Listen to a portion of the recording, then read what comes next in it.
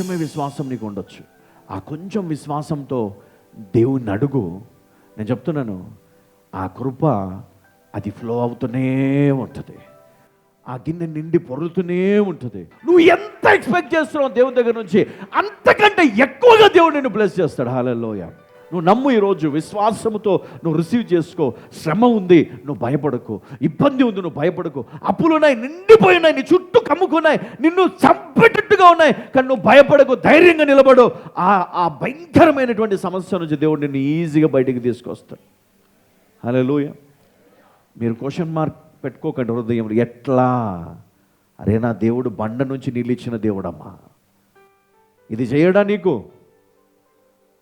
ఇది చెయ్యడా? మారా అనే ఆ దివ్యమైనటువంటి చెట్టు కొమ్మలను తీసుకొచ్చి ఆ చేదు నీళ్ళలో వేసినప్పుడు అవి మధురంగా మారిపోయినంట. నీ భర్తను మార్చడా దేవుడు మధురంగా? నీ భార్యను మార్చడా దేవుడు? నీ జీవితంలో మార్చడా దేవుడు? నీ కుటుంబంలో ఉన్న గలిబిలిని తీసివేయడా దేవుడు? సంతోషకరమైన జీవితాన్ని దేవుడు నీకు ఇవ్వడా? ఇస్తాడు. కానీ నువ్వు ఎట్లా చేసుకుంటున్నావు అంటే, నీకున్న జ్ఞానము చేత నువ్వు అంత కాంప్లికేట్ సిచ్యువేషన్ని క్రియేట్ చేసుకున్నావు నీ లైఫ్లో. ఇది జరగదు, ఇది రాదు, ఇది ఇట్లా ఇట్లా అట్లా అట్లా. అందుకే నీకు టెస్ట్ ఎక్కడ మొదలవుతుందంటే చర్చ్లోనే దేవుడు టెస్ట్ చేస్తాను నేను. చర్చ్లో నువ్వు ఫెయిల్ అయితే నీ లైఫ్లో ఫెయిల్ అయిపోతావు. చర్చ్లో కనుక నువ్వు సక్సెస్ అయితే నువ్వు లోకంలో కూడా సక్సెస్ అవుతావు. హల్లెలూయా. ఎందుకంటే దేవుడు క్రైస్తవులకు ఇచ్చినటువంటి అద్భుతమైనటువంటి వరం ఏంటో తెలుసా? చర్చ్. హల్లెలూయా, హల్లెలూయా. ఇది బ్లెస్డ్ అండ్ అనాయింటెడ్ ప్లేస్గా దేవుడు దీవించాడు. అందుకే మనం ఇక్కడికి వచ్చినప్పుడు చాలా శోధనలు మన లైఫ్లో కనబడతాయి. ఎందుకో తెలుసా? నువ్వు ఇక్కడ ఈ మందిరంలో ఉండడం సాతానికి ఇష్టం లేదు. శోధనలు వస్తాయి, ఇబ్బందులు వస్తాయి. సాతానుడు పదే పదే నీ చెవులో గీ అని సౌండ్ వస్తుంది. ఇట మూసుకున్నా మళ్ళీ వస్తుంది, అంతే. ఒకరోజు అవుట్, పోయేదేం లేదు. కానీ టైం పోతూ ఉంటుంది. ఆ టైం మళ్ళీ రాదు మనకు. ఎప్పటికీ ఎన్నటికీ మనకు రాదు ఆ సమయం. కాబట్టి సంగమా, ధైర్యం తెచ్చుకో, మేల్కో. ఇదిగో యూదులను ఉద్దేశించి ఇజ్రాయెల్లో అనేకులు మరి చెదిరిపోయినటువంటి వారికి ముఖ్యంగా మరి ఒక పత్రికను రాస్తూ మరి అనేక విషయాలను మనకు జ్ఞాపకం చేయాలని ఆశపడతా ఉన్నాడు. మరి చూడండి, ఇక్కడ ఇంకొక మాట ఉంటుంది. 12వ వచనం. శోధన సహించువాడు ధన్యుడు. అతడు శోధనకు నిలిచిన వాడై ప్రభువు తన్ను ప్రేమించు వారికి వాగ్దానము చేసిన జీవ కిరీటము పొందును. ఏంటంటే ప్రభువు తన్ను ప్రేమించు వారికి, ప్రభు తనను ప్రేమించు వారికి వాగ్దానము చేసిన జీవ కిరీటము పొందును. ఎంతమంది నమ్ముతారు దీన్ని?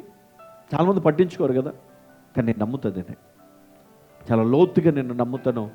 దేవుడు ఖచ్చితంగా మరి శోధనను మనం సహించినప్పుడు మరి ఆ వ్యక్తిని ధన్యునిగా దేవుడు ఎంచుకుంటున్నాడు.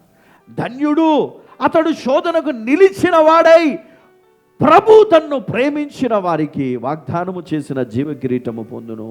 కాబట్టి ఆ వాగ్దానము చేయబడిన జీవ కిరీటమును పొందడానికి దేవుడు నీ జీవితంలో శోధన అనుమతించాడు. యోబు జీవితంలోనికి ఎందుకు అనుమతించాడు అంటే ఆ జీవ కిరీటము పొందడానికి.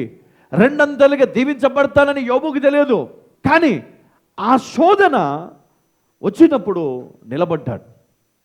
ఎట్లా నిలబడ్డాడు? చావు ముందు కనబడుతుంది, అందరూ విడిచిపెట్టారు, కానీ దేవుడు మట్టుకు అతన్ని విడిచిపెట్టలేదు. శ్రమల్లో, బాధలో, ఇబ్బందులో, లేమిలో, వ్యాధిలో, ఆ దుఃఖములో, అన్నిటిలో దేవుడు తోడై ఉన్నందున అతని దేవుడు 2 అంతలుగా ఆశీర్వదించాడు. Double portion. హల్లెలూయా. అందుకే శోధన సహించువాడు ధన్యుడు అన్నాడు. కొంచెం మనం ఓర్పు తెచ్చుకోవాలని నేను సంఘాన్ని మరి రిక్వెస్ట్ చేస్తూ ఉన్నాను. హల్లెలూయా. ఎంతమంది దేవుని ప్రేమిస్తున్నారు? యేసుక్రీస్తుని ఎంతమంది ప్రేమిస్తున్నారు? క్రీస్తును ప్రేమించు వారందరికీ కూడా వాగ్దానము చేయబడింది ఈ జీవ కిరీటము.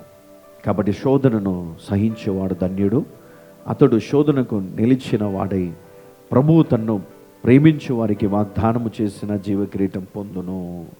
జ్ఞానం ఉంది కదా, ఉపదేశం ఉంది, వివేచన ఉంది. ఈ మూడు దేవుడు సంఘానికి ఇచ్చాడు. వీటిని ఈరోజు మీకు దేవుడు బహుమానంగా మరి ఇవ్వాలనుకున్నాడు. వాటిని పొందడానికి మీరు సిద్ధంగా ఉన్నట్లయితే ఈరోజు వాక్యం మీకు అర్థమై ఉంటుంది. ఒకవేళ అర్థమైతే మీరు కొన్ని విషయాలు నేర్చుకొని ఉంటారు. ఒకవేళ నేర్చుకొని ఉంటే దాన్ని మీరు పాటిస్తారు. హల్లెలూయా.